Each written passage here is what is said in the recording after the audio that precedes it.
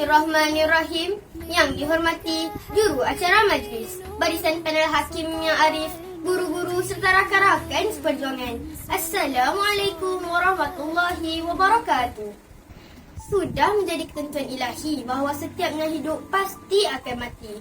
Demikianlah juga dengan Rasulullah sallallahu alaihi wasallam. Kawan-kawan, Rasulullah SAW ditimpa sakit pada akhir bulan Safar tahun ke-11 Hijrah.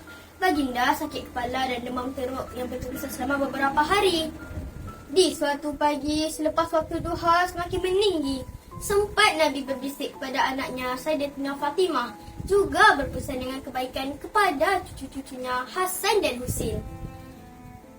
Juga memberi nasihat dan peringatan kepada isteri-isterinya. Nabi juga meninggalkan wasiat agar umatnya tidak meninggalkan solat. Kemudian, dalam keadaan yang lemah, baginda bersandar kepada isteri tercinta Sayyidatina Aisyah radhiyallahu anhu. Baginda sempat bersiwak dengan kayu sugi.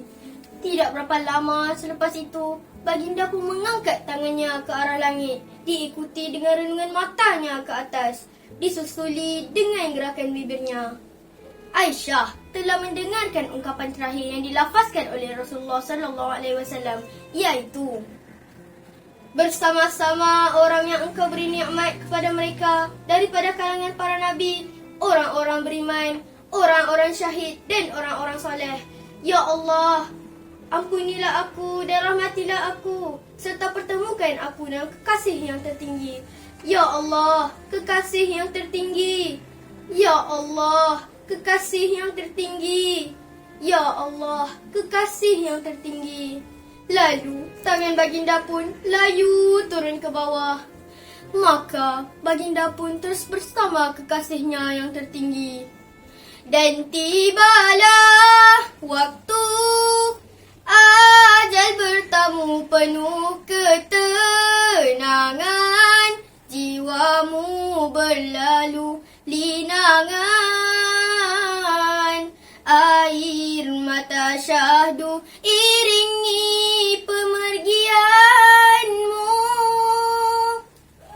Inna lillahi wa inna ilaihi raji'un. Telah wafat seorang Nabi kesayangan umat. Telah pergi selama-lamanya Nabi Muhammad sallallahu alaihi wasallam, bertemu kekasihnya yang tertinggi.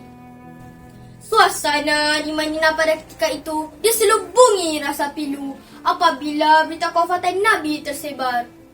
Kewafatan Rasulullah berlaku pada hari Isnin selepas tergelincirnya matahari. Mengikut setengah riwayat, ada yang mengatakan pada akhir waktu duha tanggal 12 Rabiul Awal tahun ke-11 Hijrah pada usia 63 tahun. Abu Bakar As-Siddiq yang mendapat berita kewafatan Rasulullah dengan segera bergegas masuk ke dalam rumah Rasulullah dan terus menarik selimut yang menutupi muka dan kepala baginda.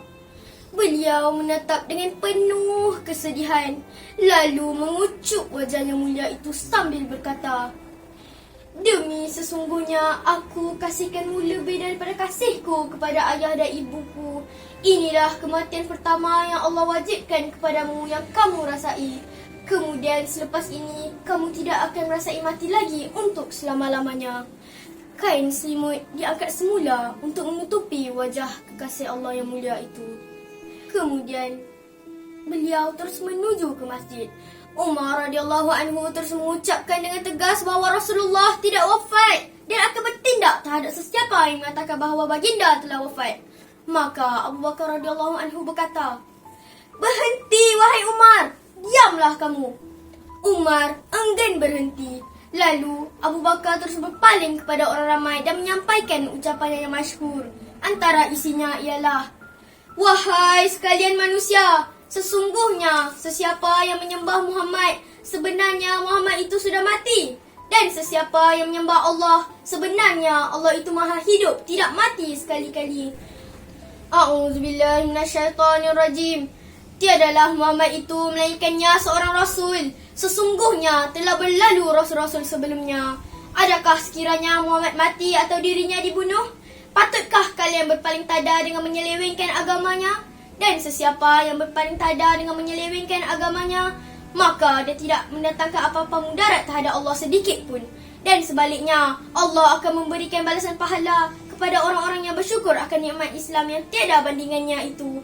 Surah Al-Imran ayat 144. Setelah mendengarkan ucapan itu, mereka semua tercengang dan Umar radhiyallahu anhu jatuh terduduk kesedihan. Demikianlah kecintaan para sahabat terhadap Rasulullah sallallahu alaihi wasallam, juga kecintaan Rasulullah terhadap orang-orang yang beriman. Namun, baginda tetap memilih kepada yang lebih dicintai, iaitu bertemu dengan Allah Subhanahu wa taala di alam akhirat. Kawan-kawan, antara iktibar yang kita dapat daripada peristiwa ini ialah kita hendaklah meyakini bahawa Allah itu bersifat kekal. Oleh itu, kita hendaklah mengisi masa dan usia kita dengan mentaati perintahnya dan meninggalkan larangannya. Kedua, kita hendaklah membuktikan kecintaan kita kepada Rasulullah sallallahu alaihi wasallam dengan memelihara solat, memperbanyakkan selawat atas baginda serta mengamalkan sunnahnya dalam kehidupan.